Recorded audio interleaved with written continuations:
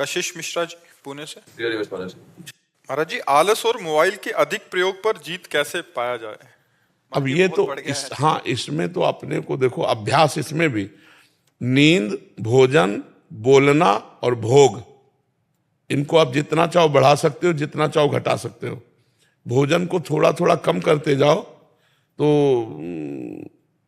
जो आदमी 35 रोटी खा सकता था वो 1.5 रोटी पे जीवन व्यतीत कर रहा है और स्वस्थ है। 35 जब साधना में तो 1.5 रोटी पे अब जीवित है और 35 रोटी पाने वाला। भोजन कम किया गया। जो 7 घंटे 8 घंटे सो सकता है और 3 घंटे में अपने आप को 24 घंटे में 3 घंटे सोकर पूरा काम चला लेता है। बोलने का अभ्यास बहुत होता है, मौन रखना बहुत कठिन होता है। कम बोलो, कम सो, कम खाओ और भजन करो तो आलस से खत्म हो जाएगा। और जब भजन में रुचि होगी तो मोबाइल में क्या देखे, सब झूठी बातें हैं। कोई सीरियल है, कोई सिनेमा है, कोई नौटंकी, सब झूठी बातें। क्या देखना है उसमें? केवल समय नष्ट करना। और इतना सामग्री मोबाइल में है कि अगर 24 घंटा लगे रहो तो लगे रहो। फेसबुक है और कौन, हाँ इंस्टाग्राम, जो क्या, हाँ ये सब इसी में लगे रहो, इसी में। पहले मैं चाहता था फोन बहुत, बाद में मैंने अपने चैनल एक सब्सक्राइब किया। जब भी बोलता हूँ चैनल हो तो पूरे फोन में सिर्फ आप ही आते थे 24 घंटे। हाँ, अगर सत्संग सुनोगे तो बुद्धि शुद्ध रहेगी। उससे मुझे 6 महीने में इतना फर्क पड़ा कि मतलब कि पहले सिर्फ मैं नेगेटिव पूरा वैसा था। कश्मीर मेरी पोस्टिंग है बैंक में जी, वहाँ रहना मतलब कि अकेले कश्मीर में वैसा माहौल भी नहीं है वहाँ, मतलब कि रहना वैसे। अब सिर्फ राधा नाम सुबह सुबह लो, उसका आपने कहा चतुरार्थी जी पढ़ो, वो पढ़ो, फिर सब करो। मतलब कि अपने बुक बोलती साधक संजीवनी, वो पढ़ो। उससे मतलब कि इतना थोड़ा पॉजिटिव होता है फिर कि बस जो है बस यही है। बहुत सुंदर, बहुत सुंदर, बहुत सुंदर। महाराज ऐसा होता है कि जैसे आपका रील देखते कोई, ठीक है, तो फिर एकदम उत्साह होता है कि अब इस सुबह 4 बजे उठेंगे। 4 बजे का अलार्म भी लगा दूंगा मैं, और इतना घंटा मतलब माला करना है, मोबाइल सिर्फ आधा घंटा यूज करना है वरना स्विच ऑफ करके रख दूंगा। और 4 बजे का अलार्म 5 बजे, 6 बजे, 7 बजे। हमने जीवन में कभी अलार्म नहीं लगाया। 1 बजे जगते, मतलब 1 बजे जगते नहीं, 1 बजे तुम शौचालय में जाते, कहो 11 बजे जग जाए, कहो 12 बजे जग जाए, कहो 11:30 बजे जग जाए। कैसे उठा जाता है? ऐसे थोड़ी उठा जाता है कि रजाई से झांक लिया, घड़ी देख लिया। पहला काम रजाई फेंको, पहला काम रजाई को फेंको और उठ के बैठ जाओ। और अगर झपकी आने लगे तो उतर के खड़े हो जाओ, टहलो, पानी पियो, शौच स्नान करो, फिर अपने साधन में लग जाओ। अलार्म थोड़ी उठाता है। अब और हम कह रहे हैं कि आप संकल्प करके लेटो कि मैं 3:30 बजे उठूं, तो आप देखोगे आपकी आंख खुलेगी और घड़ी में देखोगे 3:30 बजे। वो परमात्मा आपके संकल्प की पूर्ति कर। कभी घड़ी और अलार्म ये सब करो, अपने समय से उठ जाओ। अभ्यास से ऐसा हो जाता है। तो इसके लिए थोड़ा मेहनत करनी पड़ेगी कि अब जैसे अलार्म बजा, सुना तो तुरंत उठ जाओ, एकदम उठ जाओ, बिल्कुल आलस्य मत करो।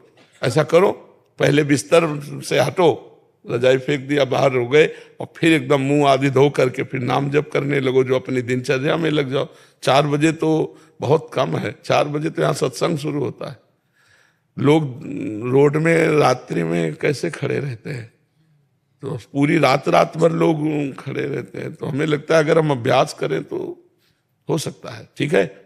और मोबाइल का हम ये नहीं कह रहे कि आप बिल्कुल घंटा आध घंटा नियम रखें, हर समय मोबाइले में चिपना। आजकल तो ऐसे लोग कि गाड़ी भी चला रहे हैं तो मोबाइल का प्रयोग कर रहे, मरोगे और मारोगे। गाड़ी चलाते समय मोबाइल का बिल्कुल प्रयोग नहीं करना चाहिए। ऐसे में लगे तो कहाँ 1 सेकेंड में सामने वाला तुम्हें ठोक देगा या तुम सामने वाले को ठोक दोगे। मोबाइल बहुत अच्छी चीज है, बहुत बुरी चीज है, दोनों बातें। अच्छी चीज है कि आप अच्छे अच्छे उसमें से चैप्टर ले सकते हो, प्रसंग ले सकते हो, समय पर आप किसी को फोन कर सकते हो। बचाव पक्ष में बहुत है और फंसाव पक्ष में भी बहुत है। तो इसलिए विवेक का प्रयोग करो, अच्छा ग्रहण करो, बुरा का त्याग कर दो। अभ्यास युक्त रहो जिससे आपकी नींद आदि नियत समय पर हो जाए। कै बजे सोते हो? जब आप उठते हैं। जब आप उठते हैं तब से। वैसे तो भले आदमी 5-6 बजे भी उठ जाते हैं, कोई कोई तो 11-11 बजे तक सोते हैं। तो कोई 2:30 बजे उठने वाले भी बड़े हैं जी, दोपहर को 2:30 बजे उठने। तो फिर नहा धो के खा के फिर सो जाए।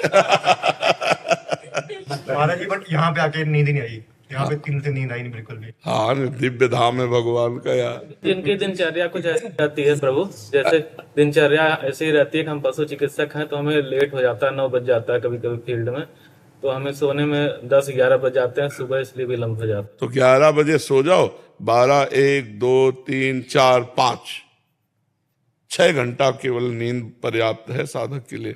तो अगर आप 5 बजे उठ जाओ तो दिनचर्या चल पड़े। बहुत सुंदर दिनचर्या। अभी देखो 7:15 बजे हैं, अभी लग रहा है कि सूर्योदय होने वाला है। नहीं, अब लग रहा है कि सूर्योदय होने वाला है।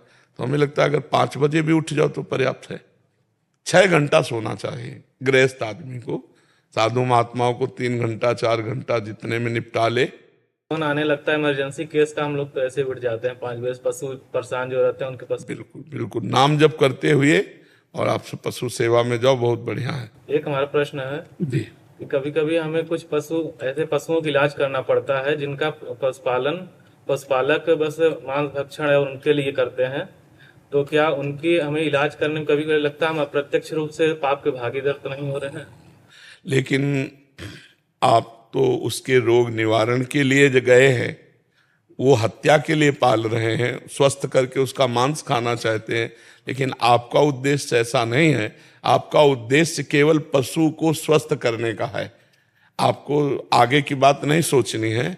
आपके पास फोन, मन में बड़ा व्यथित होते हैं कि हम इसको यहाँ बचा रहे हैं लेकिन आगे चल के इसको और हाँ, पर आगे की बात ना सोचो।